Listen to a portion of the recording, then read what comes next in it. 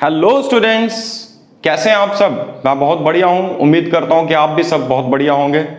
तो चलिए क्विकली चलते हैं आज के टॉपिक पे। बेटा पिछली क्लास में हमने पिछले लेक्चर में डिस्कस किया था गॉसियस लॉ।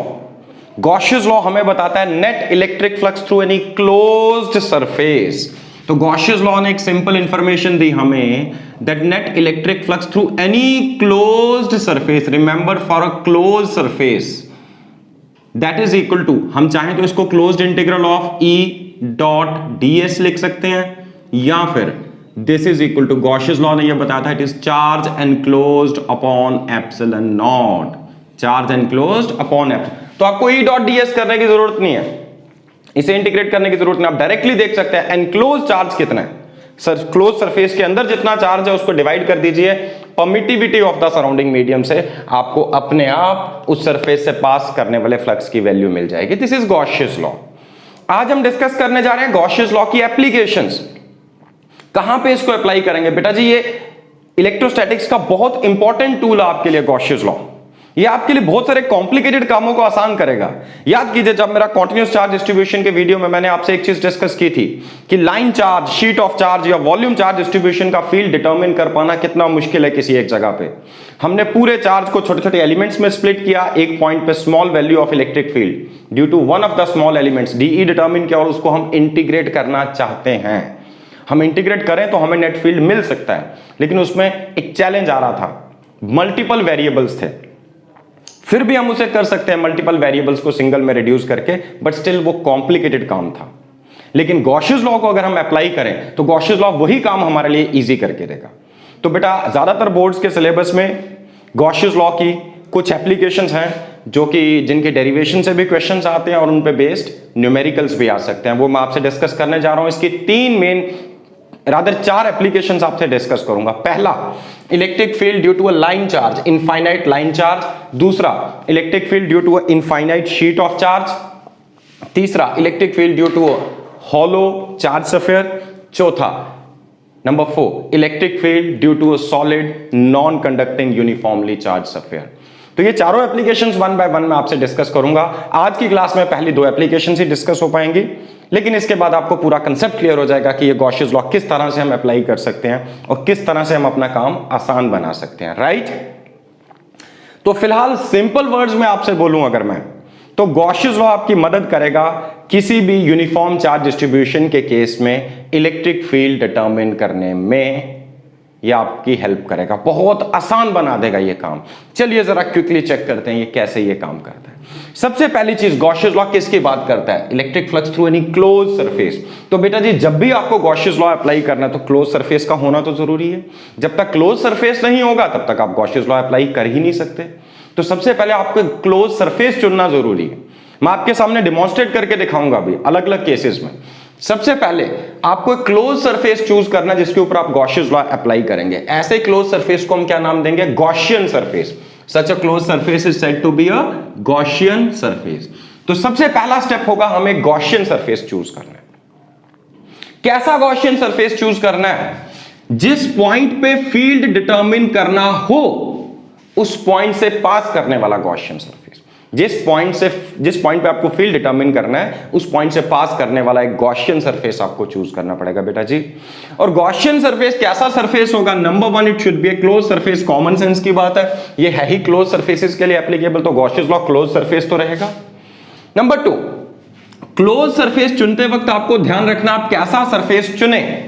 आप ऐसा सरफेस चुने जिसके हर एक पॉइंट पे इलेक्ट्रिक फील्ड की वैल्यू या तो 0 हो या इलेक्ट्रिक फील्ड की वैल्यू कांस्टेंट हो। जरूरी नहीं 0 या इलेक्ट्रिक फील्ड की वैल्यू कांस्टेंट हो। एक ऐसा सरफेस चुनिए जिसके हर एक पॉइंट पे इलेक्ट्रिक फील्ड की वैल्यू कांस्टेंट हो। और अगर कांस्टेंट ना हो, अगर वेरिएबल हो, तो फिर ऐसा सरफेस चुनिए कि उसके हर एक पॉइंट पे इलेक्ट्रिक फील्ड और एरिया एलिमेंट के बीच में एंगल कितना बन रहा हो, 90 डिग्री।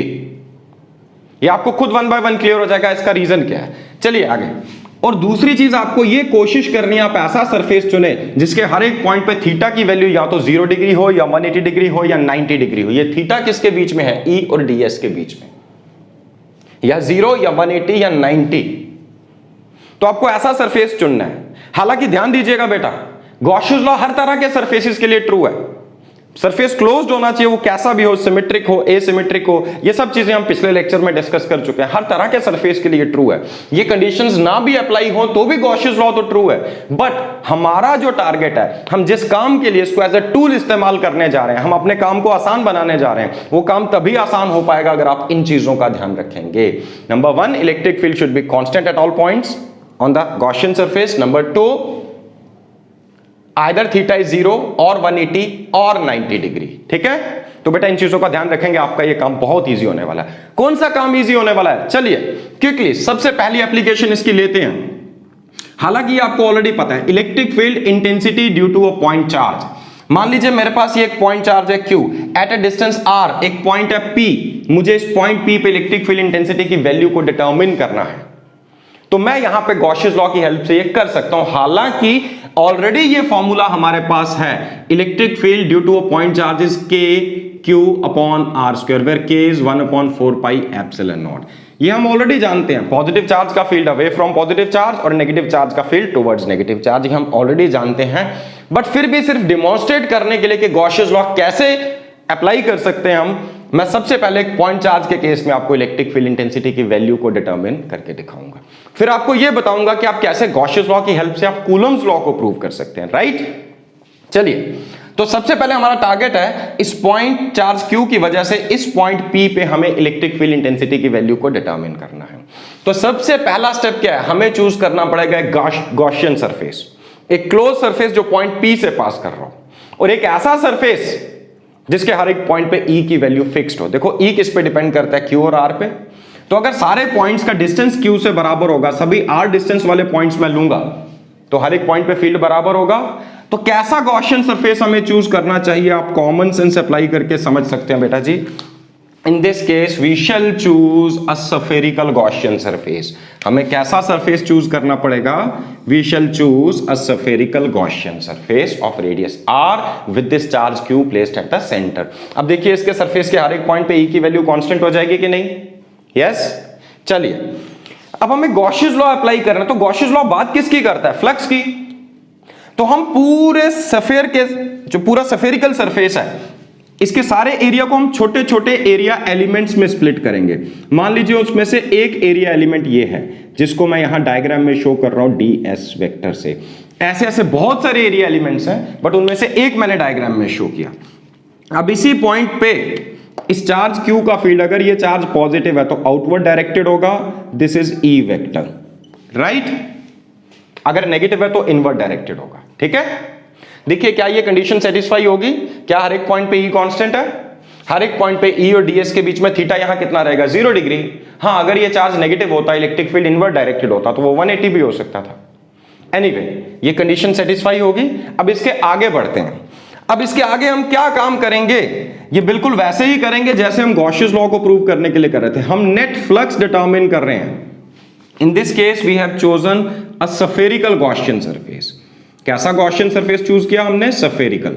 तो बेटा स्फेरिकल गॉसियन सरफेस का टोटल फ्लक्स हमें डिटरमिन करना है। We are suppose to determine net flux. हमारे पास fundamental formula closed integral of E dot ds, isn't it. देखिए जरा E और ds के बीच में एंगल कितना है, E ds cos 0 degree, A dot b क्या होता है, AB cos थीटा, इन दोनों के बीच में एंगल 0 डिग्री है। सो cos 0 इज 1। और क्या E कांस्टेंट है, अगर E कांस्टेंट है तो मैं इसे इंटीग्रल के साइन के बाहर ला सकता हूं। अब closed integral of ds, closed integral of ds मतलब सारे ds को ऐड अप कीजिए, तो सबके एरियाज को ऐड अप करेंगे तो यहां पर क्या आना चाहिए, E into 4 pi r square, right. तो net flux comes out to be E into 4 pi r square. Let it be equation number 1, right. In fact बेटा गॉसियस लॉ को भी ऐसे ही प्रूव कर रहे थे हम। हाँ, गॉसियस लॉ को जब हमें प्रूव करना था तो E की ये वैल्यू हमें यूज करनी पड़ी। अब हम गॉसियस लॉ को यूज करके ये वैल्यू डिटरमिन करने जा रहे हैं।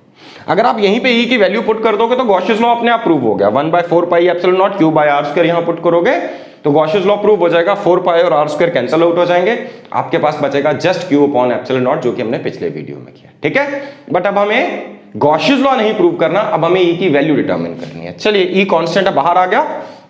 नाउ फ्रॉम गॉसियस लॉ, अगर मैं यहां पे गॉसियस लॉ को यूज करूं, from Gauss's law we know that flux is equal to Q upon epsilon naught. Let it be equation number 2। तो दोनों इक्वेशंस लिख दी हमने। Now from 1 and 2 what do we get? We get क्या मिलता है हमें, जरा देखिए यहां पे। इक्वेशन 1 कह रही है फ्लक्स है E इंटू 4πr²। इक्वेशन 2 कह रही है it is just Q upon epsilon not. E को एक साइड रखिए, बाकी सबको राइट साइड ले जाओ। This implies that electric field is equal to 1 upon 4π epsilon naught Q upon R का स्क्वायर। तो इस तरह से हमने ये फॉर्मूला डिराइव किया यूजिंग गॉसियस लॉ, राइट। तो आपको समझ आ गया गॉसियस लॉ कैसे अप्लाई करना है, आपको कहां अप्लाई करना है। इलेक्ट्रिक फील्ड इंटेंसिटी डिटरमिन करने के लिए हम इसको अप्लाई कर रहे हैं। कैसे अप्लाई कर रहे हैं? जिस पॉइंट पे फील्ड डिटरमिन करना उस पॉइंट से पास करने वाला एक क्लोज सरफेस इमेजिन कीजिए। हाँ, क्लोज सरफेस चुनते वक्त कुछ चीजों का ध्यान रखना है। एक तो E की वैल्यू कांस्टेंट होनी चाहिए उसके हर एक पॉइंट पे। दूसरा, थीटा या तो 90 डिग्री हो या 180 डिग्री हो या 0 डिग्री हो, इन चीजों का आपको ध्यान रखना है। अगर E कांस्टेंट ना हो फिर तो पक्की बात है थीटा 90 होना चाहिए, तभी आपका काम इजियर होगा, ठीक है। सो पहली एप्लीकेशन हम डिस्कस कर चुके हैं, electric field intensity due to a point charge, right. अब चलते हैं नेक्स्ट एप्लीकेशन पे। नेक्स्ट एप्लीकेशन है बेटा electric field intensity due to an infinite line charge या due to infinite charge wire कह लें। जब चार्ज एक लाइन के ऊपर, एक लंबी लेंथ के ऊपर, एक इनफाइनाइट लेंथ के ऊपर यूनिफॉर्मली डिस्ट्रीब्यूटेड है, एक infinitely long charge uniformly charged wire, ठीक है। अगर बेटा ये वायर यूनिफॉर्मली चार्ज है तो इस पे कितना चार्ज है? चूंकि लेंथ इनफाइनाइट है तो बजाय इसके कि हम टोटल चार्ज बताएं, it is more meaningful to express the charge in terms of linear charge density. याद कीजिए lambda, what is lambda? Lambda is line charge या लीनियर चार्ज डेंसिटी। तो जरा देखते हैं लैम्डा क्या होना चाहिए। Lambda is total charge upon length, ये आपको याद होगा। Lambda is total charge upon length. Lambda की यूनिट क्या होती है? कूलम पर मीटर, ये हम ऑलरेडी डिस्कस कर चुके हैं। तो इस लाइन चार्ज के ऊपर पर meter of length, per unit length कितना चार्ज लॉस्ड है? Lambda. So lambda is the line charge density, right. अब हमें डिटरमिन करना है इसकी वजह से फील्ड कहां पे, किसी एक पॉइंट P पे। वो पॉइंट P कहां पे है? ऊपर ले लीजिए, नीचे ले लीजिए, कहीं पे भी ले लीजिए। सपोज वो पॉइंट P मैं यहां पर ले रहा हूं, ठीक है। This is a point P जहां पे हमें फील्ड की वैल्यू डिटरमिन करनी है। ये पॉइंट P कहां है? इसका डिस्टेंस इस यूनिफॉर्मली चार्ज वायर से कितना है? R। तो हमें यहां पे फील्ड की वैल्यू डिटरमिन करनी है, ठीक है। चलिए क्विकली यूज करते हैं गॉसियस लॉ। तो पहला स्टेप, सबसे पहले क्या इमेजिन करना है? Gaussian surface. कैसा गॉसियन सरफेस? जिसके हर एक पॉइंट पे E की वैल्यू फिक्स्ड हो। E जनरली किस पे डिपेंड करता है? डिस्टेंस से। चार्ज से जितनी दूर जाओगे इलेक्ट्रिक फील्ड की वैल्यू उतनी कम होगी, चार्ज के जितना करीब आओगे इलेक्ट्रिक फील्ड उतना स्ट्रांग होगा। तो यहां पे ऐसे सारे पॉइंट्स को ज्वाइन करो जिन सभी पॉइंट्स का डिस्टेंस इस लाइन चार्ज से कितना हो? R R R। सभी R डिस्टेंस वाले पॉइंट्स को ज्वाइन करोगे तो कैसा सरफेस बनेगा आपके सामने? सिलेंड्रिकल बनना चाहिए कि नहीं? So in this particular case we shall imagine a cylindrical Gaussian surface। तो हमें कैसा Gaussian surface इमेजिन करना बेटा? हमें सिलेंड्रिकल Gaussian surface इमेजिन करना है। क्योंकि ये लाइन चार्ज तो इनफाइनाइट है, तो हम सारे चार्ज को, तो सारी लाइन को तो इनक्लोज नहीं करेंगे, हम इसकी एक सेगमेंट को इनक्लोज करेंगे जिस सेगमेंट की लेंथ है L।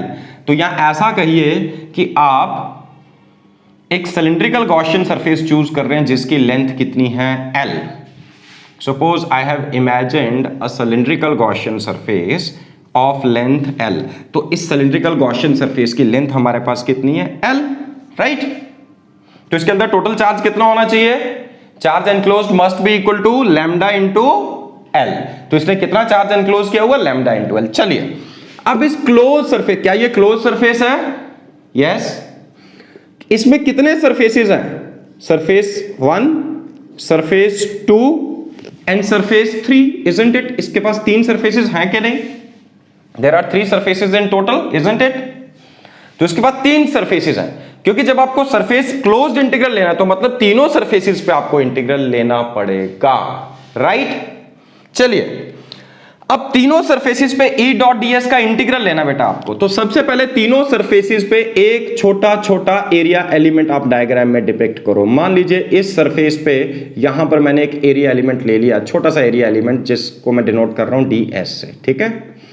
ऐसा ही एरिया एलिमेंट मैंने इस सरफेस पे भी लिया, इसको भी किससे डिनोट कर रहे हैं? ds वेक्टर से। और ऐसा ही एक एरिया एलिमेंट मैंने इस सरफेस पे भी ले लिया, इस पॉइंट P पे।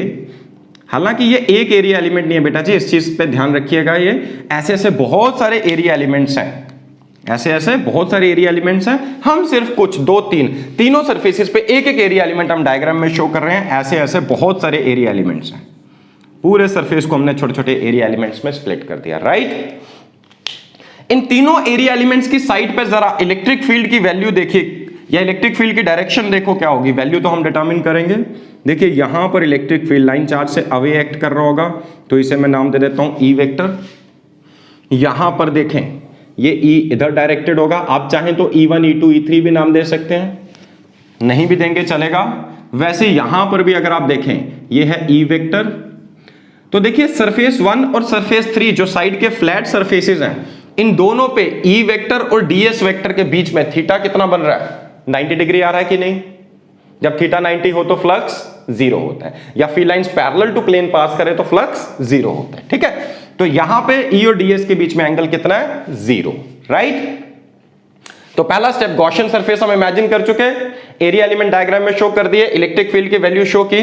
चलिए अब हम बात करते हैं net flux through this Gaussian surface. Net flux, यहां पे हमने कैसा गॉसियन सरफेस चूज किया, we have imagined a cylindrical Gaussian surface, cylindrical Gaussian surface with the line charge along its axis, cylindrical Gaussian surface with the line charge at its axis, ठीक है।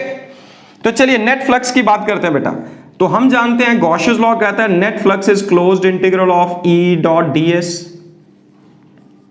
अब यहां कितने सरफेसेस से बना हुआ है, ये 3 सरफेसेस है, तो हमें इंटीग्रल लेना पड़ेगा तीनों सरफेसेस के लिए। हम इसको कह सकते हैं integral of E dot ds for surface 1 plus integral of E dot ds for surface 2 plus integral of E dot ds for surface 3, isn't it?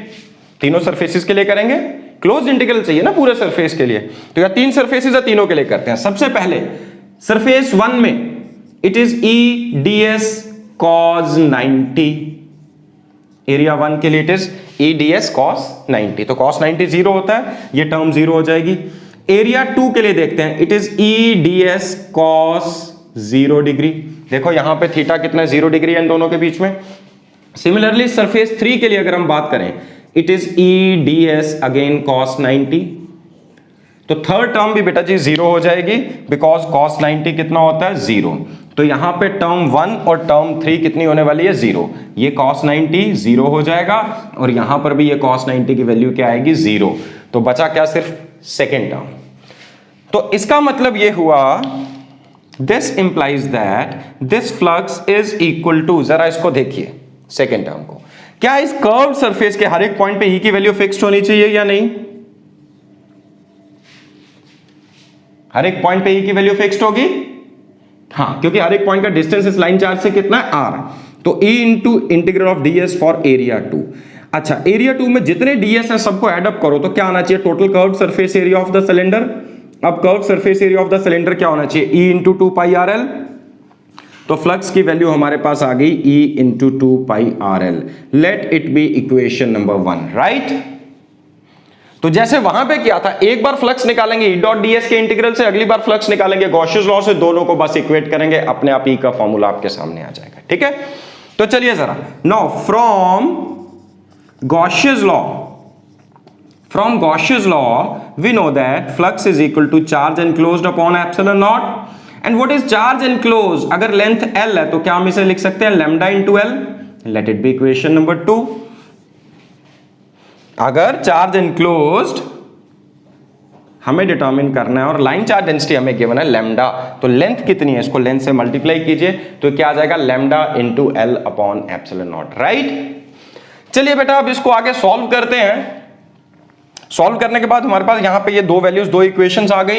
Now from equations 1 and 2 what do we get, we get, let's see, E into 2 pi RL is equal to lambda into L upon epsilon naught. देखिए बेटा L और L cancel out हो गए।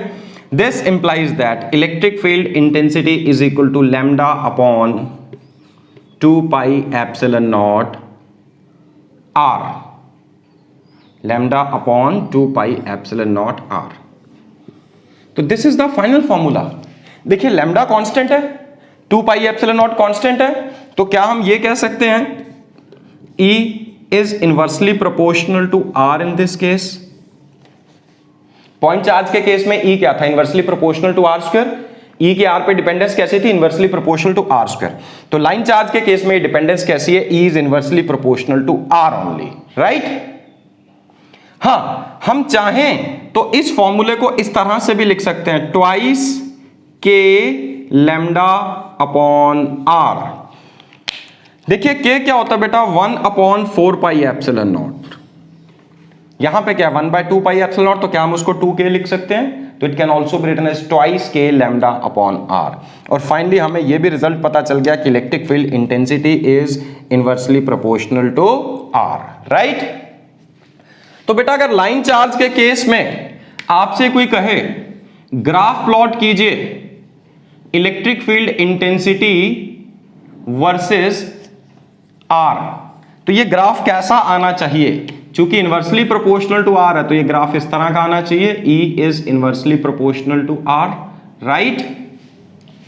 Point charge के case में क्या होता है? E is inversely proportional to R square. मतलब शेप तो देखने में ऐसी होगी लेकिन उस ग्राफ की स्लोप थोड़ी ज्यादा होगी, राइट? इसको दूसरे तरीके से देखते हैं। अगर एक पॉइंट चार्ज है, पॉइंट चार्ज से r डिस्टेंस पे मैं खड़ा होकर देख रहा हूं, यहां इलेक्ट्रिक फील्ड की वैल्यू है E। पॉइंट चार्ज से r डिस्टेंस पे इलेक्ट्रिक फील्ड कितना है? E। अगर मैं डिस्टेंस डबल कर दूं, r की जगह 2r डिस्टेंस पे आ जाऊं, तो 2r डिस्टेंस पे इलेक्ट्रिक फील्ड की वैल्यू 1/4 हो जानी चाहिए, E/4, because it is inversely proportional to R square, right? अब वैसे ही केस लेते हैं, मेरे पास एक लाइन चार्ज है, इस लाइन चार्ज से डिस्टेंस r पे मैंने देखा फील्ड की वैल्यू है E। तो इससे अगर मैं R को डबल कर दूं, इससे डबल डिस्टेंस पे कोई पॉइंट ढूंढूं, तो यहां पे इलेक्ट्रिक फील्ड की वैल्यू E/2 होनी चाहिए, because in this case it is inversely proportional to R। Got it? Point charge के केस में inversely proportional to R square, separation double हुई तो इलेक्ट्रिक फील्ड 1/4 हो गया। इसके केस में सेपरेशन अगर डबल हुई तो इलेक्ट्रिक फील्ड हाफ हो गया, क्योंकि इस केस में E is inversely proportional to R। I hope ये क्लियर हो गया होगा आपको। बेटा इसको एक और तरीके से इमेजिन करो, हमने फील्ड लाइन की टर्म्स में भी तो फील्ड को समझा था। देखिए जब फील्ड लाइन की टर्म्स में आप फील्ड को इमेजिन करते हैं तो फील्ड लाइंस आपको इंफॉर्मेशन, दो इंफॉर्मेशन डिपिक्ट करते हैं, एक डायरेक्शन ऑफ फील्ड जो हम टेंजेंट ड्रॉ करके हमें मिलती है, और दूसरा रिलेटिव स्ट्रेंथ। जहां फील्ड लाइंस क्लोजर है वहां फील्ड स्ट्रांग है, जहां फील्ड लाइंस दूर दूर है वहां फील्ड वीक हो चुका है। तो अगर आपके पास एक पॉइंट चार्ज है, मान लीजिए ये पॉइंट चार्ज है, इस पॉइंट चार्ज से कुछ इस तरह से फील्ड लाइंस एमर्ज कर रही हैं, यहां से कुछ इस तरह से निकलेंगी पॉइंट चार्ज से फील्ड लाइंस, इजंट इट? तो जब ये अलग अलग फील्ड लाइंस इस पॉइंट चार्ज से इस तरह से एमर्ज हो रही हैं, तो जैसे ही आप इस पॉइंट चार्ज से थोड़ी दूर जाएंगे, ये फील्ड लाइंस इस तरह से एक पॉइंट चार्ज से अलग अलग डायरेक्शंस में एमर्ज हो रही हैं। जैसे ही आप इससे पहले यहां पे थे तो किन्हीं दो कॉन्जिक्यूटिव लाइंस के बीच का कुछ गैप है, जैसे आप डिस्टेंस डबल करके यहां आ जाएंगे तो इन लाइंस के, दो कॉन्जिक्यूटिव लाइंस के बीच का गैप 1/4 हो जाना चाहिए इस केस में। लेकिन अगर ये लाइन चार्ज है, इस तरह का लाइन चार्ज है, तो यहां से जो फील्ड लाइंस एमर्ज होंगी इधर इधर चारों तरफ, तो अगर पहले आप यहां खड़े हैं फिर आप डिस्टेंस को डबल कर देते हैं, तो इन दोनों लाइंस के बीच का गैप अब डबल हो जाना चाहिए। डबल क्योंकि फील्ड की स्ट्रेंथ क्या हो रही है? हाफ। तो बेटा फील्ड लाइन की टर्म्स में भी जरूर इमेजिन किया करो, चीजों को रिलेट किया करो।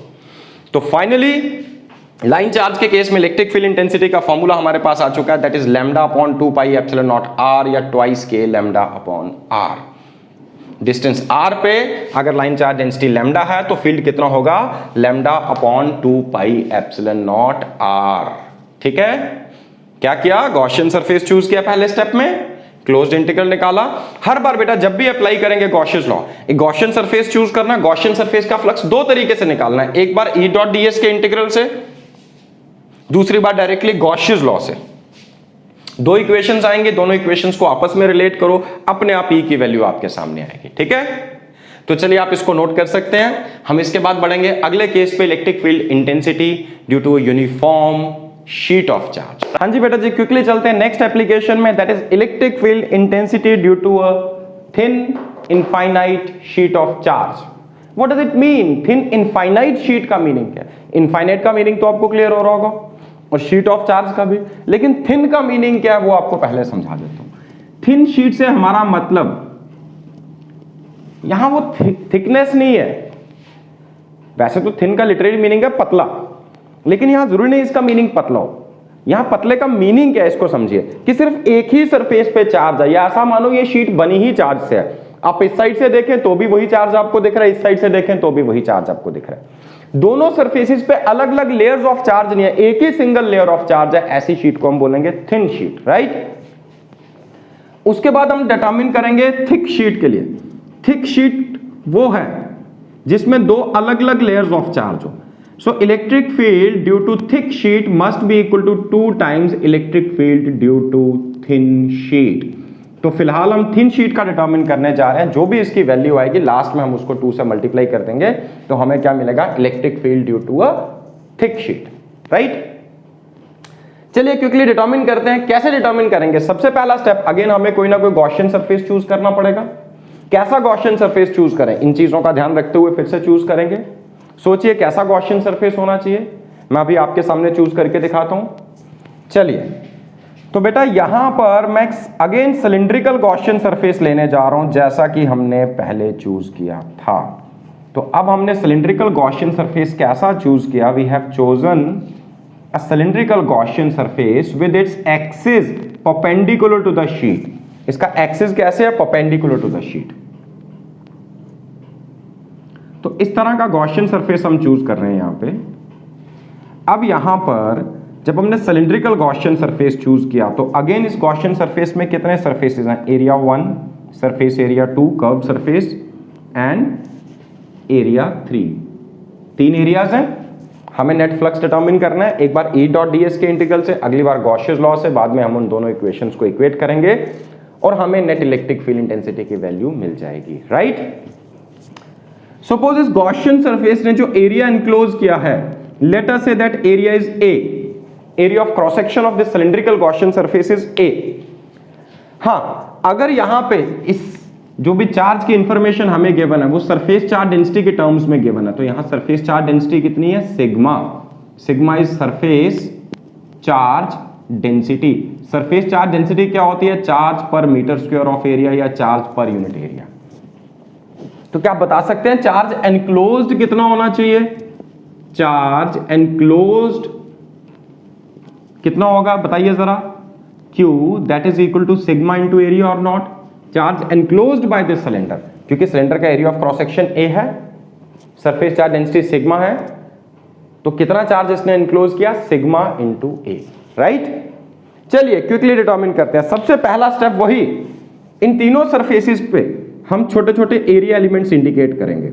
ऐसे ऐसे बहुत सारे एरिया एलिमेंट्स होंगे, बट एक एक एरिया एलिमेंट को हम यहां डायग्राम में इंडिकेट करने जा रहे हैं। मान लीजिए एक एरिया एलिमेंट हमने यहां पे लिया ds वेक्टर, एक एरिया एलिमेंट आपने किसी भी कर्व सरफेस पे लिया, दिस इज ds वेक्टर, और एक एरिया एलिमेंट इस दूसरे वाले फ्लैट सरफेस पे हमने ले लिया, this is ds vector, isn't it. तो हमने 3 एरिया एलिमेंट चूज कर लिए। अब जहां जहां एरिया एलिमेंट लिए वहां वहां फील्ड की डायरेक्शन को इंडिकेट कीजिए बेटा। सपोज मैं फील्ड की डायरेक्शन को यहां पे इंडिकेट करता हूं, ये पॉजिटिव शीट है तो इससे अवे एक्ट कर रहा होगा इलेक्ट्रिक फील्ड, तो यहां पर इलेक्ट्रिक फील्ड की डायरेक्शन ये होनी चाहिए कि नहीं? अब पॉजिटिव शीट का फील्ड इसके लेफ्ट साइड पे यहां पर इससे अवे एक्ट करेगा, तो इस E वेक्टर की डायरेक्शन यहां पर ये होनी चाहिए, और वैसे यहां पर भी इससे अवे एक्ट कर रहा है, तो यहां पर इलेक्ट्रिक फील्ड की डायरेक्शन तो ये होगी। अब अगर आप ध्यान से देखें, पिछले केस के साथ कंपेयर करें, लाइन चार्ज वाले केस के साथ, वहां पे दोनों फ्लैट सरफेसेस पे थीटा 90 आ रहा था, लेकिन अब की बार क्या हो रहा है? फ्लैट सरफेसेस पे थीटा 0 है, E और ds के बीच में एंगल 0 है, लेकिन कर्व सरफेस के ऊपर ये थीटा कितना हो चुका है? 90, राइट। चलिए तो क्या करेंगे? सबसे पहले नेट फ्लक्स डिटरमिन करेंगे, net flux. So net flux phi किसके इक्वल होना चाहिए? That is closed integral of E.ds, isn't it? That is equal to integral of E.ds for area 1 plus integral of E.ds for area 2 plus integral of E.ds for area 3। यही होना चाहिए कि नहीं होना चाहिए? देखिए जरा। ओके, अब वैल्यूज देखिए, ds सरफेस 1 पे दोनों के बीच में एंगल कितना है 0 डिग्री cos 0 डिग्री। सरफेस 2 में इन दोनों के बीच में एंगल कितना है कर्व सरफेस पे बेटा 90 डिग्री है, e ds cos 90 डिग्री होगा। Late it be equation number for area 2 plus integral of e ds for area 3, और यहां पे थीटा कितना है एरिया 3 में भी थीटा की वैल्यू 0 डिग्री है। cos 0 1 होता है और cos 90 क्या होता है हम जानते हैं 0 होता है। तो सेकेंड टर्म 0 हो जाएगी, बचेगी क्या टर्म 1 टर्म 3। टर्म 1 में e को अगर आप इंटीग्रल के साइन के बाहर लाए, सॉरी यहां पे क्लोज इंटीग्रल हम नहीं लगाएंगे, ऑलरेडी हम तीनों सरफेसेस के लिए अलग अलग से इंटीग्रल ले रहे हैं यहां पे, तो हम इसे लिख सकते हैं e into integral of ds for area 1 plus इसका ये आ गया 0 second term. Third term e को बाहर ले आए integral of ds for area 3, right. अच्छा, इस ds का इंटीग्रल मतलब इस फ्लैट सरफेस का टोटल एरिया और उस फ्लैट सरफेस का टोटल एरिया दोनों बराबर है जितना area of cross section of the cylinder है। तो ये हो जाएगा e into A plus 0 plus e into A, isn't it. तो क्या हम लिख सकते हैं कि नेट फ्लक्स कितना आ रहा है ट्वाइस ई ए आ रहा है कि नहीं, यस और no. Let it be equation number 1। तो टोटल फ्लक्स कितना आ गया ट्वाइस ई ए। अब क्या करेंगे, अब हम अप्लाई करेंगे गॉसियस law. Now from Gauss's law, अगर आप यहां पे गॉसियस लॉ अप्लाई करते हैं, गॉसियस लॉ क्या कहता है, this flux is equal to charge enclosed upon epsilon naught. और देखिए चार्ज एनक्लोज्ड कितना है सिग्मा इंटू एरिया है कि नहीं, that is sigma into area upon epsilon naught. Let it be equation number 2। इस इक्वेशन को और इस इक्वेशन को आपस में कंपेयर करो, रिलेट करो। From 1 and 2 what do we get, we get twice e area is equal to sigma into area upon epsilon naught। area cancel out हो गए, तो this implies that electric field due to a thin sheet of charge is equal to sigma upon twice epsilon naught। हाँ positive sheet है तो away from positive sheet, negative sheet है तो towards negative sheet. अगर यहां पे charge negative होता तो फील्ड इधर को ना डायरेक्टेड होके यहां इधर होता और इस साइड इधर ना डायरेक्टेड होके इधर होता, लेकिन न्यूमेरिकल वैल्यू हमेशा कितनी रहेगी sigma upon twice epsilon not. किस पे डिपेंड कर रहा है, सरफेस चार्ज डेंसिटी पे। क्या ये आर पे डिपेंड कर रहा है, no, it is independent of R, it is independent of R. Since it is independent of R, अगर आपसे कहा जाए आप ग्राफिकली इस इंफॉर्मेशन को डिपिक्ट करो कि ई आर के साथ कैसे वेरी करेगा, तो देखिए ई वर्सेस आर इस तरह का ग्राफ आना चाहिए आपके पास। इलेक्ट्रिक फील्ड कांस्टेंट है, it is independent of R, हाँ इंफिनिटी पे जाके टर्मिनेट करेगा तो इसका ग्राफ कुछ इस तरह से आना चाहिए, because it is independent of R, just sigma upon twice epsilon naught. This is electric field intensity due to a thin infinite sheet of charge, right. Suppose the sheet were thick, suppose the sheet were thick, तो यहां मैंने क्या कहा, thick sheet और thin sheet में फर्क तो एक ही है बेटा। थिक शीट में 2 लेयर्स ऑफ चार्ज है, दोनों सरफेसेस पे अलग अलग, और थिन शीट पे एक ही लेयर है, राइट। तो इसका फील्ड भी डबल हो जाना चाहिए, अगर चार्ज डबल होगा तो इसके 2 टाइम्स अगर आप करोगे तो it just comes out to be sigma upon epsilon naught. तो थिक शीट के केस में फील्ड कितना होगा sigma upon epsilon naught, thin sheet के केस में कितना होगा sigma by twice epsilon naught, right. ये फील्ड इंडिपेंडेंट ऑफ आर है, इसका मतलब अगर शीट पे चार्ज यूनिफॉर्मली डिस्ट्रीब्यूट तो कैसा फील्ड क्रिएट करेगी, ये यूनिफॉर्म फील्ड क्रिएट करेगी जो डिस्टेंस पे डिपेंड नहीं करेगा। आप कितना भी दूर चले जाओ फील्ड की वैल्यू सेम रहेगी, हाँ इंफिनिटी पे जहां इसका फील्ड टर्मिनेट होगा उसको छोड़ दीजिए, अदरवाइज इसके फील्ड रीजन के अंदर ये फील्ड कैसा रहेगा, हमेशा यूनिफॉर्म फील्ड रहने वाला, right. Is it clear to you, I hope ये चीज क्लियर होगी। वैसे भी बेटा अगर डेरिवेशनल पार्ट पे आ जाओ, अगर ये थिक शीट होती, यहां पे 2 लेयर्स होती चार्ज की, तो यहां सिग्मा इंटू ट्वाइस ए आता, यहां पे भी सिग्मा इंटू ट्वाइस ए, यहां पे भी ट्वाइस ए, तो 2 और 2 कैंसल आउट हो जाते हैं, तो यहां क्या रहता है simply sigma upon epsilon not. वही मैंने आपको यहां प्रेडिक्ट करके बताया। सो याद रहेगा थिन शीट और थिक शीट का इलेक्ट्रिक फील्ड। चलिए इस पे बेस्ड कुछ प्रॉब्लम डिस्कस करते हैं। हाँ जी बेटा, क्विकली अप्लाई करते हैं जो कंसेप्ट हमने अभी अभी पढ़े। सबसे पहले हमने क्या पढ़ा, लाइन चार्ज के केस में इलेक्ट्रिक फील्ड इंटेंसिटी कितनी होगी किसी लाइन चार्ज से डिस्टेंस r पे lambda upon 2 pi epsilon not या ट्वाइस के lambda upon r, right. Thin infinite sheet के केस में it is sigma upon twice epsilon not. Of course कई बार ऐसा भी हो सकता है, अगर आप इसको वेक्टर फॉर्म में लिखे तो साथ में यूनिट वेक्टर लगा देंगे एन कैप। जब यूनिट वेक्टर लगाएंगे एन कैप, तो यूनिट वेक्टर एन कैप क्या है? It's a unit vector directed away from the sheet of charge. फिर चार्ज का साइन आपको याद रखना है। फिर अगर सरफेस चार्ज पॉजिटिव है तो सिग्मा के साथ प्लस सिग्मा लगाना, अगर सरफेस चार्ज नेगेटिव है तो माइनस सिग्मा, क्योंकि नेगेटिव चार्ज का फील्ड की डायरेक्शन क्या होगी? ऑपोजिट। ठीक है, पॉजिटिव का अवे एक्ट करेगा एन कैप की डायरेक्शन में, नेगेटिव का opposite to n cap. What is n cap? That's a unit vector perpendicular to the surface of sheet. ठीक है, बाकी ऑलरेडी ये कंसेप्ट हम पहले से जानते हैं कि पॉजिटिव शीट का फील्ड अवे एक्ट करेगा और नेगेटिव का टुवर्ड्स, तो ये इतना इंपॉर्टेंट नहीं रह जाता है। इंपॉर्टेंट सिंपली मैग्नीट्यूड है कि थिन शीट के केस में it is sigma upon twice epsilon not, thick sheet के केस में it is sigma upon epsilon not. दोनों ही शीट्स यूनिफॉर्म फील्ड प्रोड्यूस कर रही हैं, राइट? चलिए अब मैं कुछ एग्जांपल्स आपके सामने लेने जा रहा हूं जहां पे हम ये कंसेप्ट अप्लाई करके देखेंगे कि किसी स्पेस में, किसी रीजन में फील्ड कितना है। सपोज हम दो infinite thin sheets of charge ले रहे हैं which are held parallel to each other, sheet 1 sheet 2, जैसे मैंने आपको डायग्राम में शो किया, और दोनों पे लाइक चार्जेस है, दोनों पॉजिटिवली चार्ज शीट्स हैं। शीट 1 की डेंसिटी है surface charge density plus sigma 1, sheet 2 की डेंसिटी है प्लस सिग्मा 2, राइट? अब इन दोनों शीट्स ने पूरी स्पेस को 3 रीजन्स में डिवाइड किया, reason 1, reason 2 and region 3।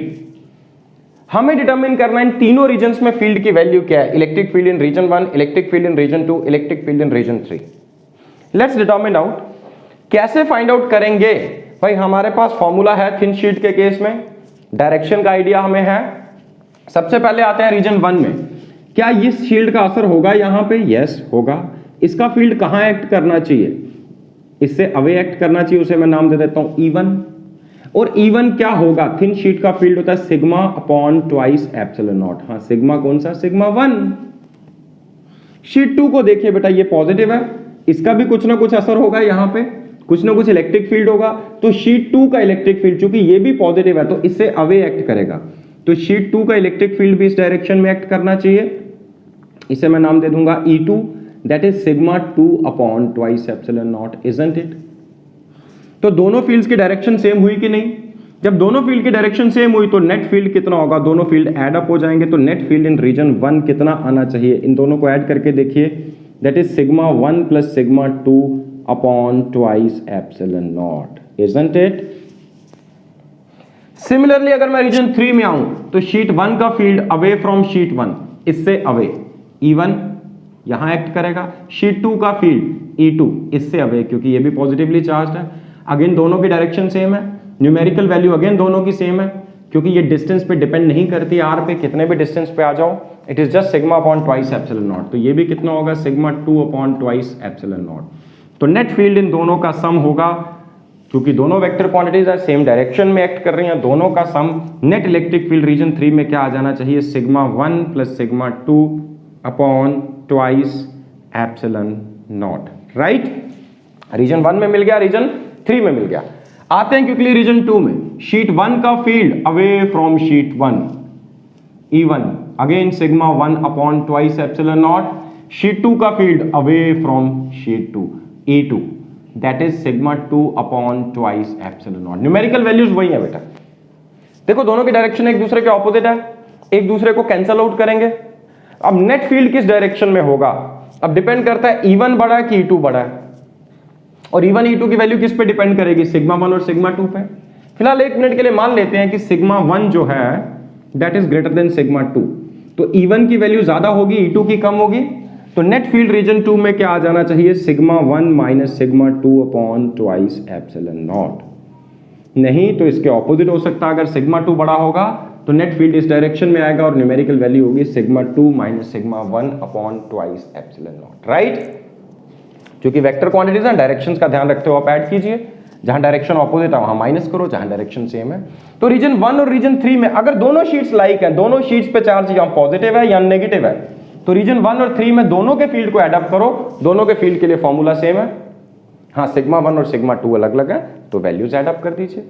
Reason 1 और रीजन 3 में जब दोनों शीट्स लाइक है, रीजन 1 रीजन 3 में फील्ड एड अप होंगे दोनों शीट के, और बीच के रीजन में दोनों के फील्ड एक दूसरे को कैंसल आउट कर रहे होंगे, राइट? पॉइंट चार्जेस के केस में भी अगर दो लाइक चार्जेस हैं तो हमने कहा था लाइन ज्वाइनिंग पे नल पॉइंट मिलता है, जहां फील्ड कहीं ना कहीं जीरो होता है। क्योंकि अगर लाइक चार्जेस है तो बीच में उनके फील्ड ऑपोजिट होंगे, बाहर की साइड दोनों के फील्ड्स की डायरेक्शन सेम होनी चाहिए, फिर चाहे वो पॉइंट हो चाहे वो शीट्स ऑफ चार्ज हो। Is it clear? हाँ, एक चीज और डिस्कस कर लेते हैं। अगर दोनों की सरफेस चार्ज डेंसिटी मान लीजिए बराबर है, सिग्मा 1 और सिग्मा 2 बराबर होते तो यहां क्या आ जाता, ट्वाइस सिग्मा। मान लीजिए दोनों सिग्मा है तो यहां सिंपली क्या बचेगा, सिग्मा अपॉन एप्सिलॉन नॉट। यहां पर भी क्या आ जाएगा, सिग्मा अपॉन एप्सिलॉन नॉट। और बीच के रीजन में देखिए जरा कितना आ जाना चाहिए, सिग्मा 1 माइनस सिग्मा 2। अगर दोनों इक्वल है तो बीच में फील्ड कितना होगा, 0। तो बेटा अगर दो यूनिफॉर्मली चार्ज शीट्स आपके पास जिन पे सरफेस चार्ज डेंसिटी बराबर है तो बीच में उनके फील्ड हमेशा 0 रहेगा पूरी स्पेस में। बाहर की साइड इधर और इधर ठीक उतना रहेगा जितना थिक शीट ऑफ चार्ज का, that is sigma upon epsilon not. वैसे भी थिन शीट और थिक शीट में क्या फर्क था, थिन शीट में एक ही लेयर पे चार्ज है, एक ही साइड चार्ज है, एक लेयर है, और थिक शीट में 2 लेयर्स थी। तो अगर यहां पे दोनों थिन शीट्स हैं, दोनों थिन है, लेकिन बाहर की स्पेस में देखोगे तो दोनों थिन शीट मिलके एक थिक शीट की तरह बिहेव करेंगी। बाहर के रीजन में फील्ड उतना ही होगा जितना थिक शीट का, सिग्मा अपॉन एप्सिलॉन नॉट। बाहर के रीजन में, रीजन 1 और रीजन 3 में, कब, जब दोनों की सरफेस चार्ज डेंसिटीज बराबर हैं और साइन सेम है, लाइक चार्जेस हैं, और बीच में कितना हो जाएगा, 0। अदरवाइज ये sigma 1 plus sigma 2 upon twice epsilon naught in region 1 and region 3, and sigma 1 minus sigma 2 upon twice epsilon naught in region 2, right? Quickly बढ़ते हैं बेटा। ऐसी सिचुएशन दोबारा ली मैंने जब यहां पे मैंने चार्जेस लाइक ना लेकर अनलाइक लिए। प्लेट 1 पे जो चार्ज है वो पॉजिटिव है, प्लेट 2 पे जो चार्ज है negative. Numerical value surface charge densities की अभी उसी से डिनोट कर रहा हूं, sigma 1 and sigma 2। Sigma 1 is positive, sigma 2 is negative. फिर से जरा क्विकली देखते हैं बेटा, न्यूमेरिकल वैल्यूज वही रहेंगी। अब देखो रीजन 1 में प्लेट 1 का फील्ड अवे फ्रॉम दैट और प्लेट 2 नेगेटिवली चार्ज्ड है, इसका फील्ड कहां होना चाहिए, towards that, E2। Numerical values वही होंगी जो यहां लिखी हैं, वो मैं बार बार नहीं लिख रहा, ठीक है। सिमिलरली रीजन 3 में देखो, रीजन 3 में प्लेट 1 का फील्ड पॉजिटिव है तो अवे, प्लेट 2 नेगेटिव है तो इसका फील्ड टुवर्ड्स। और बीच के रीजन में आते हैं, रीजन 2 में प्लेट 1 का field away from positive charge और प्लेट 2 नेगेटिव है तो टुवर्ड्स नेगेटिव, तो बीच में E1 और E2 एड अप होंगे। सिचुएशन बदल चुकी है, यहां रीजन 2 में दोनों फील्ड एक दूसरे को कैंसल आउट कर रहे थे, ऑपोजिटली डायरेक्टेड थे, और रीजन 1, 3 में इनकी डायरेक्शन सेम थी जब चार्जेस लाइक थे। तो चार्जेस अगर अनलाइक हुए तो होगा क्या, रीजन 2 में दोनों की डायरेक्शन सेम हो चुकी है, ऑपोजिट नहीं है इसकी तरफ, सेम हो चुकी है, और रीजन 1, 3 में ऑपोजिट हो चुकी है, E1, E2 की डायरेक्शन, राइट। तो अब क्या होगा, अब इलेक्ट्रिक फील्ड इन रीजन 1 वो होगा 1 और 3 वो होगा जो पहले इलेक्ट्रिक फील्ड इन रीजन 2 आ रहा था। तो अब रीजन 1 में it is sigma 1 minus sigma 2 upon twice epsilon not. Remember magnitude wise directions हम कंसीडर कर चुके हैं, राइट। रीजन 2 के अंदर जो इलेक्ट्रिक फील्ड होगा, अब ये वो वैल्यू आएगी जो पहले रीजन 1 और रीजन 3 में आ रही थी, दैट इज, क्योंकि दोनों एड अप हो रहे हैं, sigma 1 plus sigma 2 upon twice epsilon naught, right. And what about region 3, region 3 में भी वही होगा, पहले भी रीजन 1, 3 में वैल्यू सेम आ रही है, हाँ, तो ये वैल्यू कितनी हो जाएगी, sigma 1 minus sigma 2 upon twice epsilon naught, right. Again same condition apply करते हैं जो पिछले केस में अप्लाई किया। अगर सिग्मा 1 सिग्मा 2 बराबर है, दोनों न्यूमेरिकली सिग्मा है, मतलब एक की surface charge density plus sigma और दूसरे की सरफेस चार्ज डेंसिटी अगर माइनस सिग्मा है तो देखो अब रीजन 1 और रीजन 3 का फील्ड दोनों 0 हो जाएंगे, और रीजन 2 में फील्ड वही आएगा जो कि थिक शीट के केस में आ रहा था। सिग्मा 1 सिग्मा 2 अगर दोनों सिग्मा है, ऊपर आ जाएगा twice sigma upon twice epsilon not, that is sigma upon epsilon naught, right. तो बेटा इसको विजुअलाइज करने की कोशिश करो, नहीं समझ आता फिर से मुझे कॉल करके पूछिए, मुझे व्हाट्सएप पे जो भी आपके डाउट्स, आप डाउट्स भेज सकते हैं, ठीक है। तो आई होप ये क्लियर हो चुका होगा। तो आज के वीडियो में इतना ही बेटा, आज यहीं पे कंक्लूड करूंगा। इस पे कुछ न्यूमेरिकल्स या प्रॉब्लम्स फिर नेक्स्ट वीडियोस में डिस्कस करने की कोशिश करूंगा, अदरवाइज वीडियो बहुत लंबा हो जाएगा। So wish you all the best, God bless you.